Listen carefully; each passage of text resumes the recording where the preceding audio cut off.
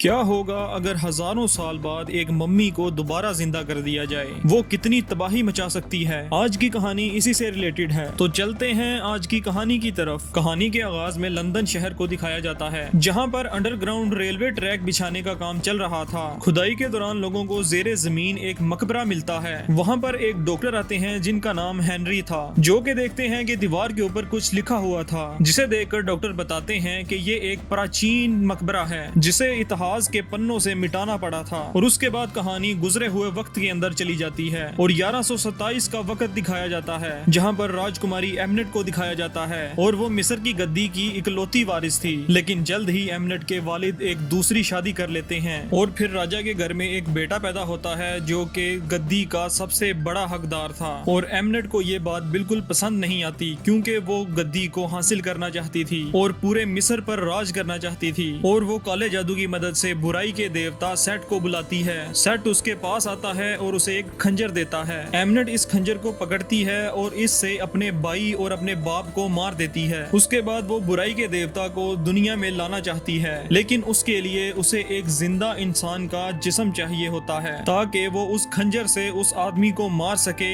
और बुराई के देवता को इस दुनिया के अंदर ला सके। जैसे ही वो उस खंजर से उस आदमी को मारने लगती है, राजा के सिपाही वहाँ आ जाते हैं और उसे पकड़ लेते हैं और फिर एमनेट को सजा के तौर पर एक जिंदा मम्मी बना दिया जाता है और उसे मिस्र से काफी दूर ले जाया जाता है और उसे जमीन के अंदर हमेशा के लिए दफन कर दिया जाता है। और उसके बाद कहानी दोबारा प्रेजेंट के अंदर आ जाती है, जहां पर इराक में मौजूद निक और उसके दोस्त को दिखाया जाता है। दरअसल ये दोनों ही अमेरिकन सोल्जर थे। निक के पास एक नक्शा था जो कि उसने कहीं से चुराया था। उस नक्शे के हिसाब से उस इलाके में बहुत ही बेशकीमती और पुरानी चीजें मौजूद थी। निक उन चीजों को हासिल करना चाहता था ताकि उन्हें काले बाजार के अंदर बेचकर काफी ज्यादा माल इकट्ठा कर सके। लेकिन जैसे ही वो गांव के अंदर दाखिल होते हैं तो इन पर हमला शुरू हो जाता है और फिर वो अपनी मदद के लिए यूएस आर्मी को वहां पर बुलाते हैं। यूएस आर्मी वहां आती है और उन्हें बचा लिया जाता है। उसके बाद निक की मुलाकात एक लड़की से होती है जिसका नाम जेनिफर था, और ये वही लड़की थी जिससे निक ने नक्शा चुराया था। और फिर वो निक को बोलती है कि वो नक्शा उसे वापस कर दे, लेकिन निक इस बात से इनकार कर देता है और कहता है कि मैंने तो वो चुराया ही नहीं। जेनिफर देखती है कि वहाँ पर हमले की वजह से जमीन के अंदर एक काफी बड़ा गड्ढा हो चुका था, जो कि पुराने वक्त के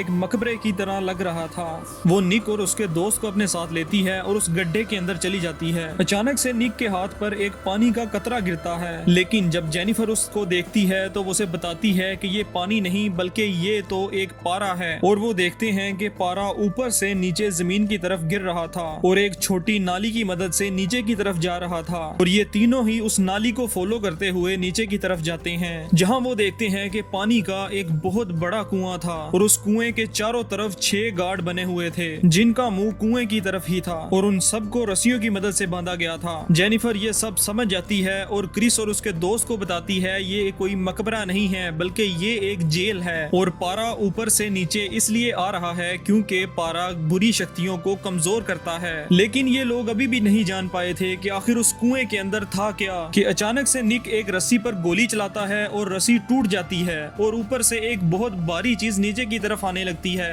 और वो देखते हैं कि पारे के अंदर से एक ताबूत बाहर की तरफ निकलने लगता है। ये असल में एमनेट का ही ताबूत था, जिसे हजारों साल पहले मम्मी बनाकर इसी ताबूत के अंदर दफन किया गया था। जैसे ही ताबूत बाहर आ रहा होता है तो आसपास बहुत सारी मकड़ियां बाहर निकल आती हैं और उनमें से एक मकड़ी क्रिस के दोस्त को गर्दन पर काट लेती है। और निक को अचानक से एक मंजर दिखाई देता है जिसमें वो एमनेट को एक रेगिस्तान के अंदर देखता है। और फिर दिखाया जाता है कि वो उस ताबूत को एक हेलीकॉप्टर के अंदर रखकर वहां से निकल पड़ते हैं। निक के दोस्त को उन काली मकड़ियों के काटने की वजह से काली शक्तियों ने उसे अपने काबू में कर लिया है और फिर वो एक चाकू की मदद से हेलीकॉप्टर के अंदर मौजूद लोगों पर हमला करने लगता है। और निक अपना बचाव करते हुए अपने दोस्त को गोली मार देता है और अचानक से देखा जाता है कि कौवों का एक बहुत बड़ा झुंड उनकी तरफ आता है और उनके प्लेन पर हमला कर देता है, जिसकी वजह से प्लेन के पायलट मर जाते हैं और प्लेन आउट ऑफ कंट्रोल हो जाता है। निक जेनिफर को एक पैराशूट देता है और उसे प्लेन से बाहर की तरफ फेंक देता है और खुद वो उस प्लेन के अंदर ही रहता है और प्लेन क्रैश हो जाता है। और उसके बाद वो जगह दिखाई जाती है जहां पर उन तमाम मुर्दों को रखा गया था जो कि प्लेन क्रैश के दौरान मर चुके थे। और फिर अचानक से क्रिस वहां से उठ खड़ा होता है और प्लेन क्रैश के दौरान उसके जिस्म पर एक हल्की सी खराश भी नहीं आई थी। उसके बाद निक वॉशरूम में जाता है और अपने दोस्त को उस आईने के अंदर देखता है जिसे उसने गोली मारकर मार दिया था, वो निक को बताता है कि हम दोनों शापित हो चुके हैं और एमनेट ने तुम्हें अपने मकसद के लिए चुन लिया है। इसी वजह से तुम प्लेन क्रैश के दौरान भी बच गए। एमनेट अब तुम्हें ढूंढेगी और तुम्हें उस खंजर की मदद से मारेगी जो कि उसे उस शैतान ने दिया था जिसका नाम सेट था, और फिर सेट तुम्हारे जिस्म पर कब्जा कर लेगा और इस दुनिया के अंदर आ जाएगा। उसके बाद निक वहाँ से बाहर चला जाता है और उसे अजीबो गरीब ख्यालात आने लगते हैं और उसे ऐसा महसूस हो रहा होता है कि अचानक से बहुत ज्यादा चूहों ने उस पर हमला कर दिया हो। इससे पहले कि वो किसी गाड़ी के नीचे आता, जेनिफर उसे बचा लेती है। उसके बाद क्रिस जेनिफर को वो तमाम चीजें बताता है जो कि उसने देखी थी, लेकिन जेनिफर उसका यकीन नहीं करती। क्रिस जेनिफर को कहता है कि अगर तुम्हें मेरी बातों पर यकीन नहीं है तो हम उसी जगह की तरफ चलते हैं जहाँ पर प्लेन क्रैश हुआ था और एमनेट का ताबूत भी वहीं पर मौजूद है। और फिर दिखाया जाता है कि एमनेट ताबूत से बाहर आ चुकी थी और वो दोबारा से जिंदा हो चुकी थी और वो दूसरे इंसानों को मारकर अपने जिस्म को ताकतवर बना रही थी। और फिर निक और जेनिफर भी उस जगह पर पहुंच जाते हैं और फिर अचानक से एक चीज निक को वहां से उठा कर ले जाती है। असल में वो लोग ज़ोंबीज थे। वो लोग ज़ोंबीज इसलिए बन गए क्योंकि एमनेट ने उनका खून पिया था। और फिर एमनेट को दिखाया जाता है जिसके हाथ में वही खंजर था जो कि हजारों साल पहले शैतान ने उसे दिया था। वो उस खंजर की मदद से निक को मारने ही वाली थी कि अचानक से उसकी नजर उस खंजर पर पड़ती है तो उसे पता चलता है कि उस खंजर के ऊपर लगा हुआ पत्थर तो मौजूद ही नहीं है। अगर वो उस पत्थर के बगैर खंजर से निक को मारती है तो वो शैतान कभी भी जिंदा नहीं हो सकेगा। और फिर दिखाया जाता है कि जेनिफर भी वहाँ पहुँच जाती है और एमनेट उसको मारने के लिए उसकी तरफ बढ़ती है। एमनेट जेनिफर को मारने ही वाली थी कि अचानक से निक उसकी कमर में चाकू मार देता है और फिर जेनिफर को अपने साथ लेकर गाड़ी में बैठकर वहाँ से निकल जाता है। लेकिन एमनेट उन्हें जंगल से भागने नहीं देती और उन्हें पकड़ लेती है कि अचानक वहाँ पर सोल्जर्स आ जाते हैं और एमनेट को अपने कब्जे में ले लेते हैं और निक और जेनिफर को भी डॉक्टर हेनरी के पास ले जाया जाता है। डॉक्टर हेनरी निक को बताता है कि जेनिफर उसी के लिए काम कर रही थी और फिर एमनेट को दिखाया जाता है कि जिसे जंजीरों की मदद से बांधा गया था और पारा इसके जिस्म के अंदर डाला जा रहा था ताकि इसका जिस्म कमजोर रहे और डॉक्टर हेनरी इसके जिस्म को काट कर इस पर रिसर्च कर सकें। एमनेट निक को कहती है कि तुम चुने जा चुके हो,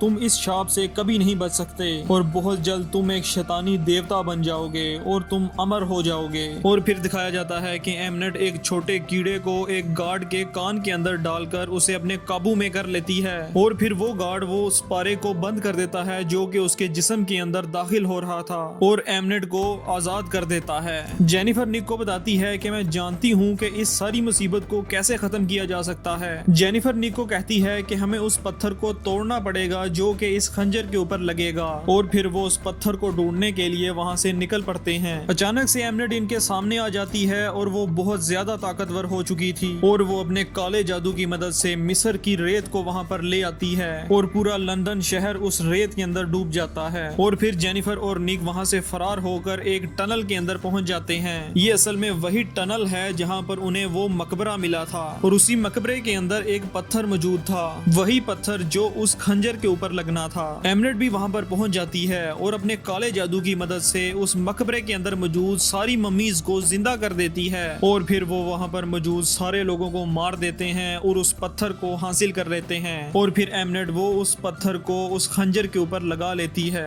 और अचानक से निक और जेनिफर पानी के अंदर गिर जाते हैं और एमनेट भी पानी के अंदर आ जाती है और जेनिफर को पानी की गहराइयों में ले जाती है। निक जेनिफर को बाहर निकाल तो लेता है लेकिन वो मर चुकी थी और इसके बाद एमनेट निक को मारकर भी अपना मकसद हासिल करना चाहती थी, लेकिन निक एमनेट से वो चाकू छीन लेता है। निक उस पत्थर को तोड़ने का सोच रहा था कि एमनेट उसे कहती है कि तुम सबसे ताकतवर इंसान बन सकते हो और तुम्हें कभी मौत नहीं आएगी, तुम हमेशा के लिए अमर बन जाओगे। और फिर वो खंजर खुद को ही मार लेता है और शैतानों के देवता सेट की सारी ताकतें उसके अंदर आ जाती हैं और फिर वो एमनेट को भी मार देता है और फिर वो जेनिफर को भी जिंदा कर लेता है। असल में उसने वो चाकू खुद को इसलिए मारा था कि वो जेनिफर को जिंदा कर सके। और उसके बाद निक वहाँ से चला जाता है। उसके बाद डॉक्टर हेनरी को दिखाया जाता है कि जो कि जेनिफर से बात कर रहे होते हैं। वो जेनिफर से कहते हैं कि हमें नहीं पता कि वो अपनी शक्तियों का सही इस्तेमाल करेगा या गलत इस्तेमाल करेगा। उसके बाद निक को दिखाया जाता है जो कि एक रेगिस्तान के अंदर मौजूद था और उसका दोस्त भी उसके साथ ही था जिसे निक ने दोबारा जिंदा कर लिया था। और फिर ये दोनों एक अनजाने सफर पर निकल पड़ते हैं और इसके साथ ही ये कहानी खत्म हो जाती है। अगर आप चाहते हैं हैं कि इस तरह की मजीद मज़ेदार कहानियाँ आप तक पहुँचती रहें तो आप हमारे चैनल को सब्सक्राइब करें और बेल आइकन को लाजमी प्रेस करें।